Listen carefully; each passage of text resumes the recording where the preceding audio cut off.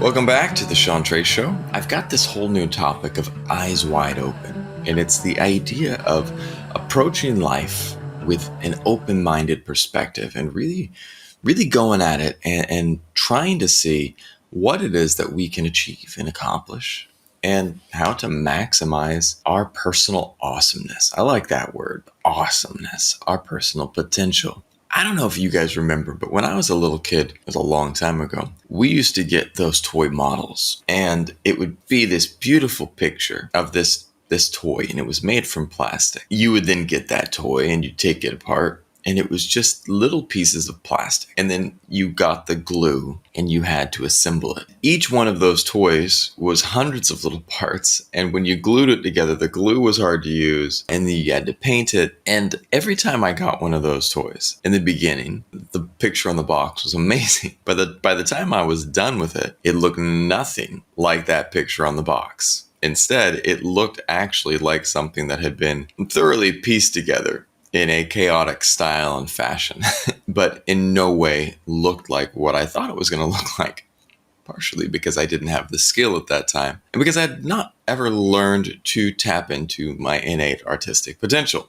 But the potential for those toys to be amazing was there. They had all the pieces. If you had the right paint, you had the ability to do it, but it wasn't straightforward and easy because you had to have skill, you had to have a style and learn the way to do it. But yet I've been watching these videos online with my daughter about these people who make these intricate and amazing dioramas. And it's really amazing how they do this. And they take these same toys and turn them into these masterpieces. And it's insane to see that the ability that they have to turn these things. There was this one guy, and he turned this dragon toy, and then he had a little diorama, and he put the dragon at the bottom of the water, and then it was spraying fire out through the water. This guy made it look like it was a real dragon spraying like fire through the water. It was insane, but the potential was there. It simply took this ability to interact with the world in a new way, in an eyes wide open sort of way, to see that potential and to realize it. And that's what we're talking about here.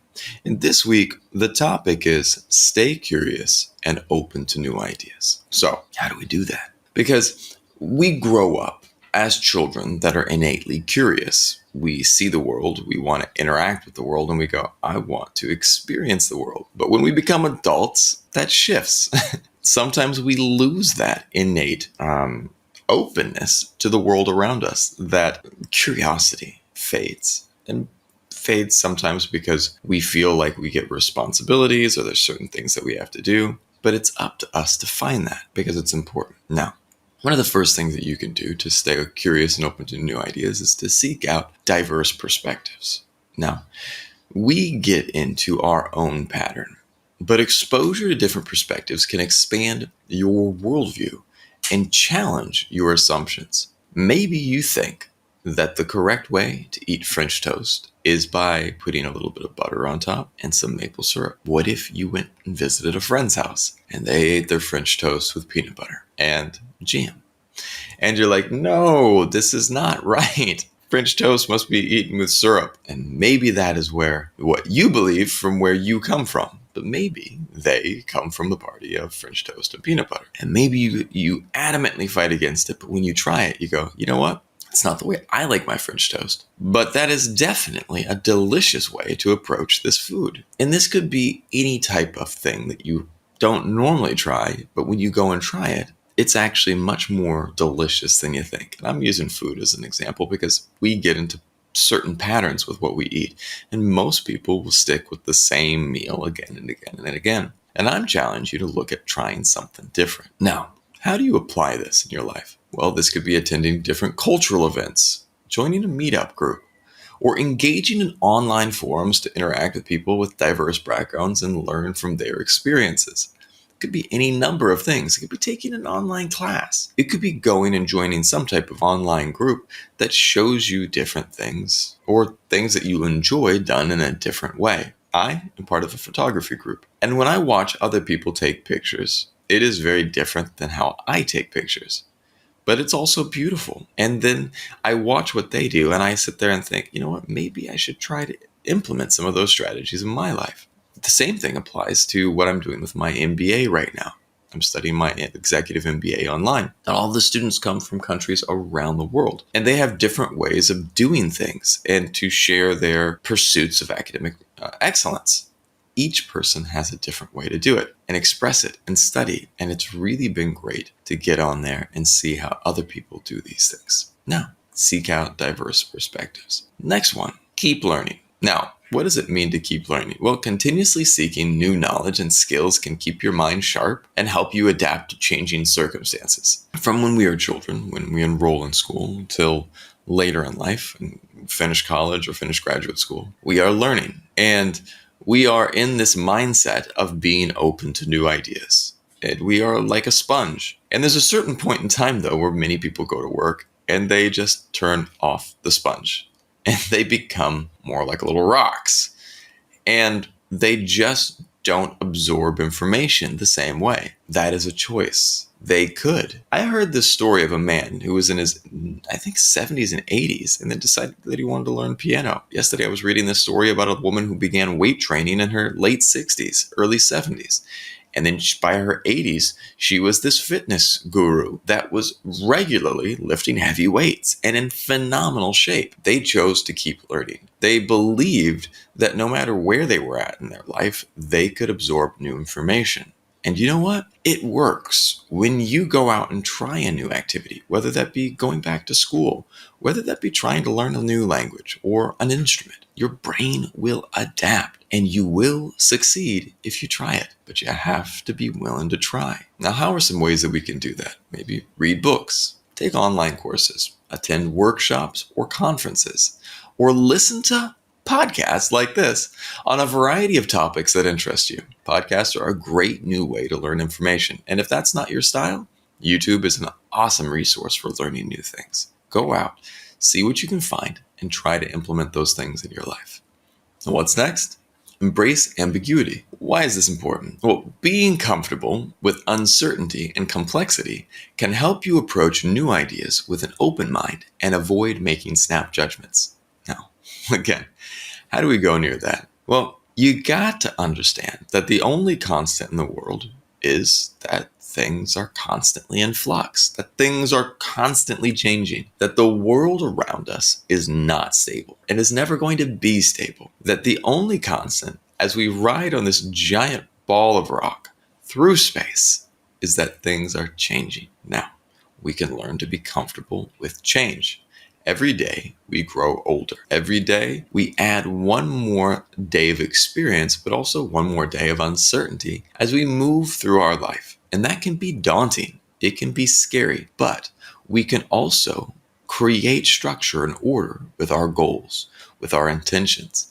And our intentions can be fluid. I have a goal to learn my master's in business. I also am working on these videos. Every week that I make videos, I adapt to what is happening in my life that week. And I don't cling to the ideas that I'm working off of. I simply adapt as I move forward. And you can too. You can constantly be adapting and challenging your assumption. You can constantly be adapting and learning from everything that's going on around you. Now, how can we apply it? Number one, practice mindfulness. Mindfulness is a powerful meditation to bring you into the present moment. And no matter what's going on in your life, you stay centered in your little Zen state. What else can you do? Explore art, whether that be viewing art or trying new things. Painting and drawing are the art of improvisation. Now, as you go along, you try to make the image that you're seeing, but at the same time, you have to just react to how you put pen to paper. And it might not always turn out the way you want, but if you can be fluid and be adaptable, you can make something awesome. Now, what else can we do? Try a new hobby that challenges you to learn new skills. I would love to go back and learn to make some of those models again, because maybe this time in my life, I can approach them in a way that is more open-minded. And maybe it would actually be a lot more fun. And they'd turn out and look a little bit better, I hope. Now, what else can we do? To have an eyes wide open mentality, you should question assumptions. Now, why is this important? Challenging your own assumptions and biases can help you to see things from different perspectives and avoid becoming too set in your ways. You see this as people get older. They kind of do the thing that they do again and again and again, myself included. I am a creature of habit. Now, when I wake up, I have my same routine that I do every day. And it's not necessarily a positive thing. Sometimes it creates a level of stability that makes me feel safe. But by challenging our assumptions, it allows us to see that maybe that way that we're doing things isn't the best way. Maybe the way that you boil water isn't the most efficient way. Maybe you could change things. Maybe you try cooking your eggs a different way. Maybe you try to tie your shoes. You always start with the right foot. Well, maybe try starting with the left foot. Whatever it is that you are looking at or doing, challenge it. Challenge your belief that you're doing the right thing. I recently bought new chairs for myself and my staff. Why did I do that? Because the chairs that I was sitting in were hurting my back. So I got a new chair that allows me to sit in a better way. And do you know what? My back's not hurting anymore. And that is a thing. But I had to challenge the way I was doing things. But it turned out to be better in the end. Now, how can we challenge assumptions? Number one, engage in debate. It's a great one. Challenge your assumptions by arguing with someone who has a different opinion than you. Maybe attending a workshop on diversity and inclusion, or read a book that challenges your assumptions or biases. We all have assumptions and biases. They need to be challenged. Now, how else can we have an eyes wide open mentality and stay curious? Explore the world around you. Being curious about the world and the people in it can broaden your horizons and spark new ideas. How do I do this? I love to travel. Recently, I went to the beach with my wife and we learned to do traditional style fishing, net fishing, and it was super fun. And why was it fun? Because it was ridiculously difficult. And we got to see the lifestyle of these people who live this every day. And we got to experience a little bit of what their lives are like and their lives as they adapt to the new environment. And how are they adapting? Well, they started this new tourist activity of teaching people their traditional lifestyle. Now, that is amazing to see. And it was amazing to see how they interacted with the world and how they survived. And it made me appreciate my own life even more. Now, how do we apply this? Number one, visit a museum, attend a cultural festival, maybe try a new recipe from a different culture to learn about different ways of life and broaden your perspective. Again, like I said, travel. Get out there, see the world. We are hoping to go back to visit America soon, and on the way, we want to stop in Japan. I'd love for my daughter to see what a new culture is like. She's seen Vietnam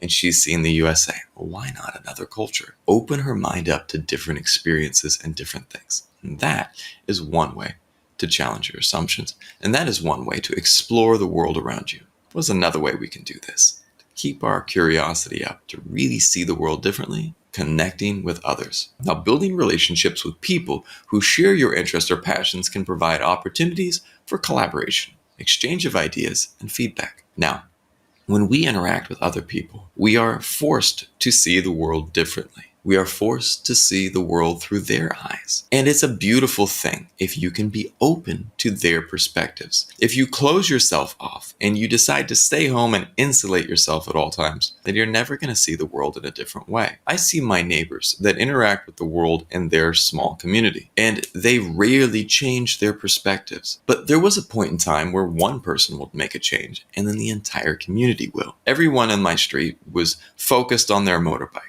And then one guy bought a car. And then all of the neighbors bought a car. It was a little bit of keeping up with the Joneses, but more so, it was that they saw a new way to make money. That they could have this car and then they could have it as a kind of like an Uber, or we call it a Grab here in Vietnam as the company. And they were able to run this rental car and make money. The whole community caught on to the idea after one person made the change.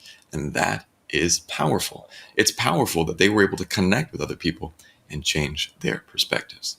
Now, what else can we do? The next thing that's really important is to practice reflection. Taking time to reflect on your experiences and insights can help you identify areas for personal growth and make better decisions. Now, if we can sit there and reflect on what we're doing and think back and look at how maybe what we did was a pattern or a way of doing things that might not be serving us, we can make improvements. We can make changes. But reflection is really important. Now, this is a big part of athletes in the modern world. They will watch tape. Now, athletes will go back after a game and before a game and watch tape. What is this player doing? How is he doing something? And how should I prepare for it? And they also watch themselves. What mistakes did I make? What did I do well? And reflecting upon how they did something, they're able to better improve their journey. And this is something that all of us can be doing and all of us should be doing. Now, how can you apply this in your life? Maybe write in a journal. meditate, or engage in introspection to reflect on your goals and values. Analyze your decision making process and identify your strengths and weaknesses. Now, if you can do this, if you look at what is working for you and how you can do more of that, what is not working for you and how you can fix that, you can achieve something great. And this is all coming back to your potential. You are that model that is being put together. You are creating something amazing, but it is up to you to shape it. So I hope you guys can go out and shape something awesome in your world today. I look forward to sharing with you guys more. Definitely like and subscribe this podcast and come back for more. I'll see you guys next time.